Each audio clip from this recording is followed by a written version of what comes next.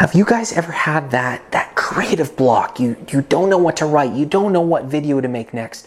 You don't know what picture or what content or what video to do. It's really painful. And I have used 5 tips. I got 5 things written down on my phone that I keep using over and over again to try to come up with more content ideas. Today, I'm going to share them with you guys. All right, tip number 1, my list on my phone.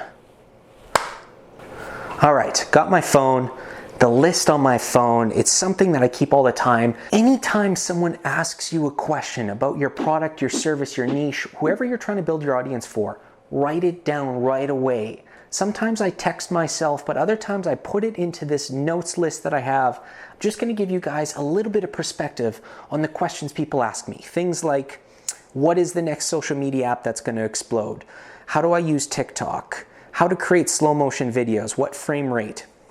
Essentials for digital marketing. What do I need to do for my business? What digital marketing course should I take? The list goes on and on. But the point is, anytime someone asks me a question, whether it's in a client meeting, whether it's a comment that you guys give me, anything, I write it down so that I don't forget it. Then I go back to that list of ideas, because chances are if one person has that question, then a lot of people have that question. And it's a great piece of content to provide value to make if you have the answer for it. Tip number 2. This is one that is a little basic, but I'm going to put a different spin on it. Search. Whatever your niche, whatever your product is, search for that product. Just a couple search terms. Go into search engine search and see what pops up. See what YouTube videos pop up. See what blog content pops up. See what content pops up that's already providing value to the audience in your service niche, in your product niche.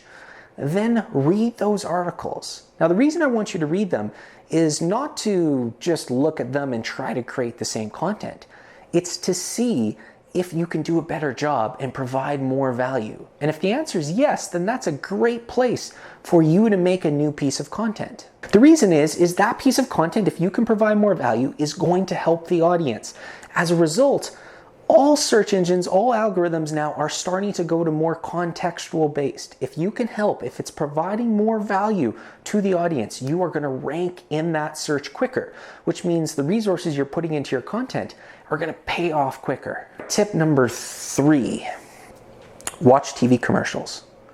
Now, I say that not because TV commercials are traditional, not because they're mind-blowing, but if you're watching your favorite TV show, if you're watching your favorite sports channel and you see a commercial you love, it's a great place to get content ideas specifically for style, for look. It's a great place to see a new style and see photos. If you're a videographer, if you're making video content on YouTube, there's new transitions, new ways they're doing voiceovers. TV is a little bit behind, but at the same time, it's a great place to see what the high production items, then translate that into your content. Now, I'm talking a little bit in circles on this one, but my point is there's people on TikTok now on their phones taking transition videos that equal what people used to do in TV commercials. But that doesn't mean you can't get some value from the commercials of today. Seeing what's popular, seeing what's out there within your service niche. Just take some of those ideas, compile them, save them in the memory bank so that when you're making video content, when you're taking any kind of creative content, you have something to draw back on. All right, this comes to tip number 4 then. It's a great segue. Scroll, scroll, scroll. Scroll so much. Go through the different platforms, scroll, and get context to what is working and what's not. I'm going to give you an example for this. When I started on TikTok, I didn't scroll. I didn't get any context to the platform. I just started taking some of my other posts from other platforms and just posting them to TikTok. But it wasn't native. No one on TikTok cared about me talking about a digital marketing tip. Once I spent about a month scrolling through TikTok, getting an idea of what the audience was looking for, only then was I able to execute new content ideas that were going to work for that audience base. Now, whatever platform you're on, this works. If you care about YouTube, search through YouTube, search within your product, within your niche. Instagram, scroll, actually explore rather than just looking through stories all day long. Facebook, LinkedIn, Twitter, all of them, scroll. And by doing that, you're able to then, one, get a feel for how the algorithm works, two, get an idea of what content works within your service niche, and then allows you to also bank those ideas. Save those posts if you can. If you're on TikTok, save those videos.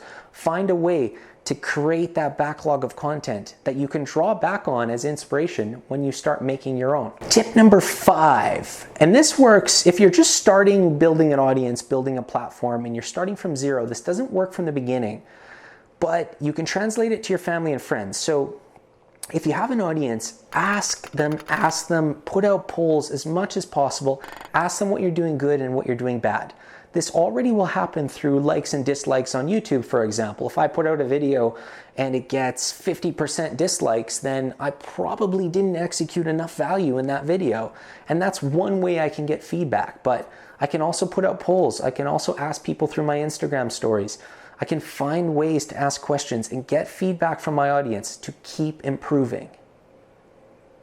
Now, if you're just starting out, do that with your family. Do that with your friends. Make content and ask them, get the feedback. But beware of one thing. Beware of people that try to pull you back, that tell you that it's not good or are trying to be negative about your content. That's okay. That's going to happen. But take it with a grain of salt. Recognize that if you have a passion for your service, for your product, and you're building it, you're looking for your audience. All the feedback you can get is great. You need that feedback. You need to hold on to it, but don't let it hold you back. Keep making content, keep creating and correcting. It's going to help you build your audience. And have a lot of fun along the way. As long as you're having fun, building content, doesn't matter how much work it takes, is really easy.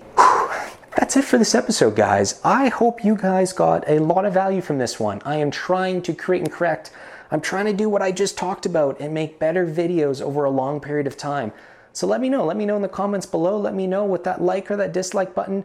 Subscribe if you think that my videos can make a difference for your brand, for your product. I talk about digital marketing and content making tips all of the time. And I hope to see you guys in the next episode.